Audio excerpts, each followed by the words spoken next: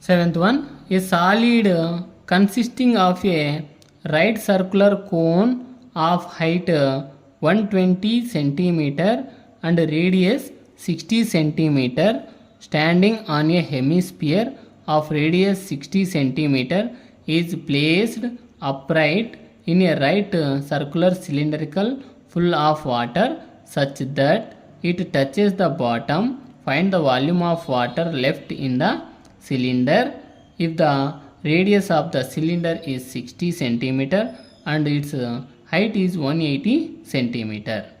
So ఈ problem మనం understand చేసుకుంటే ఒక సాలిడ్ ఫిగర్ ఉంది.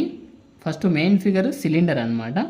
సిలిండర్ యొక్క హైట్ 180 ఇచ్చాడు.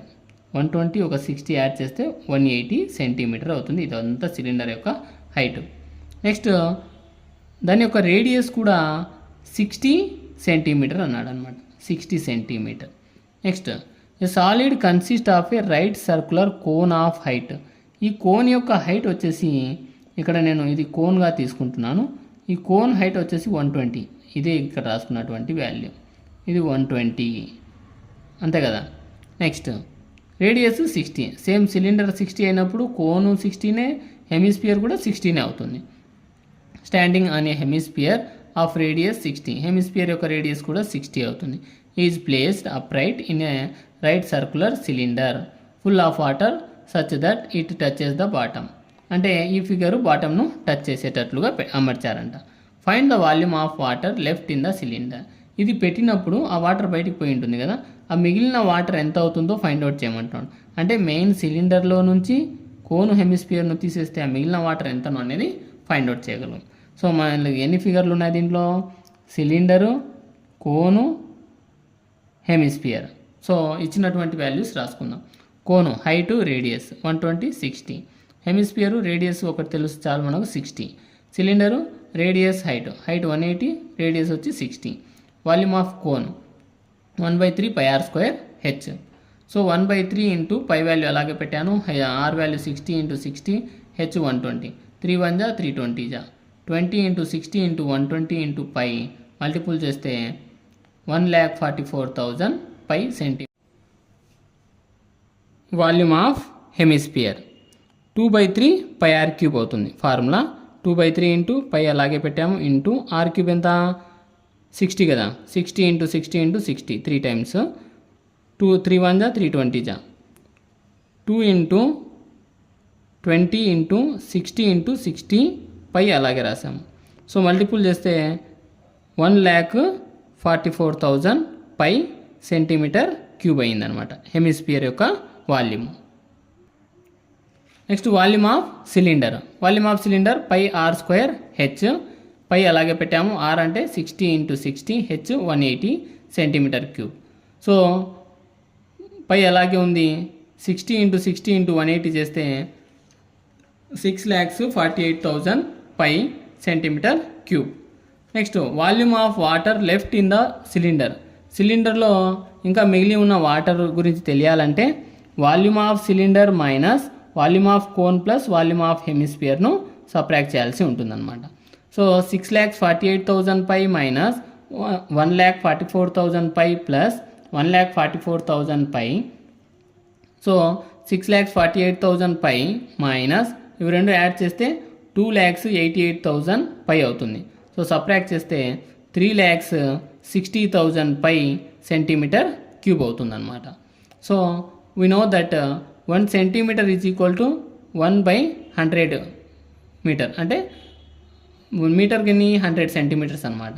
అప్పుడు మనకి ఇక్కడ రిప్రజెంట్ చేయమన్నాడు కాబట్టి సెంటీమీటర్కి మీటర్లలో కన్వర్ట్ చేసుకుంటున్నాను నేను. 3,60,000 ఇంటూ పై వాల్యూ ఎంత 22/7 ఇంటూ క్యూబ్స్ కాబట్టి 3 times 1/100 into 1/100 into 1/100. 6 zeros remove చేయాలి. ఇక్కడ రిమూవ్ చేయాలంటే 0.36గా రాసుకుంటాం. 3,60,000ను ఈ 6 జీరోతో ఇంటూ చేస్తే 0.36 ఇంటూ 22/7 మల్టిపుల్ చేస్తే 7.92 అవుతుంది బై 7. సో డివిజన్ చేస్తే క్యాన్సిలేషన్ 7 1 జా 7 1 జా 0.1 జా నెక్స్ట్ 3 జా 1.131 మీటర్ క్యూబ్ అవుతుంది. Approximate value 1.131 metre cube. 8th problem. A spherical glass vessel has a cylindrical neck 8 cm long, 2 cm in diameter. The diameter of the spherical part is 8.5 cm. By measuring the amount of water it holds, a child finds its volume to be 345 cm cube. Check whether she is correct, taking the above as the inside measurements and pi is equal to 3.14. So ఇక్కడ ఇచ్చినటువంటి glass అనేటువంటి whistle అనేటువంటిది first spherical part అనమాట. ఇక్కడ spherical part ఇచ్చాడనమాట, spear షేప్లో ఉందంట. Next దానిపైన వచ్చేసి సిలిండ్రికల్ నెక్ ఉందంట. నెక్ ఒక హైట్ వచ్చేసి 8, డయామీటర్ వచ్చి 2 అని మనకు మెన్షన్ చేశాడు. నెక్స్ట్ ఆ స్పెరికల్ పార్ట్ యొక్క డయామీటర్ 8.5 సెంటీమీటర్ అని ఇచ్చాడు ఇక్కడ. Next child finds its volume to be 345 centimetre cube అని చెప్పిందంట. సో చెక్ చేయమంటున్నాడు. పై వాల్యూ 3.14 తీసుకోవాలంట. సో సిలిండ్రికల్ పోర్షన్ గురించి ఫైండ్ అవుట్ చేద్దాము. Diameter D is equal to 2 centimetre, radius R is equal to 2/2, అంటే హాఫ్ కదా, D/2 అవుతుంది కాబట్టి 2/2 1 సెంటీమీటర్ అవుతుంది. Height H is equal to 8 centimetre cylinder గురించి. దీని వాల్యూమ్ కనుక్కుంటే volume of cylindrical neck is equal to πr²H formula, volume of cylinder formula. Pi value 3.14 into R value 1 into 1, H value 8. Multiple చేస్తే 25.12 centimetre cube అయ్యిందనమాట. Next base part sphere గురించి. Diameter 8.5 centimetre, అప్పుడు radius ఏమవుతుంది, half అవుతుంది. 8.5/2 దాన్నే 4.25 సెంటీమీటర్గా రాసుకుంటాం. Volume of spherical portion 4/3 πr³ formula అవుతుంది. 4/3 into pi value 3.14 into R value 4.25 into 4.25 into 4.25 centimetre cube అయింది.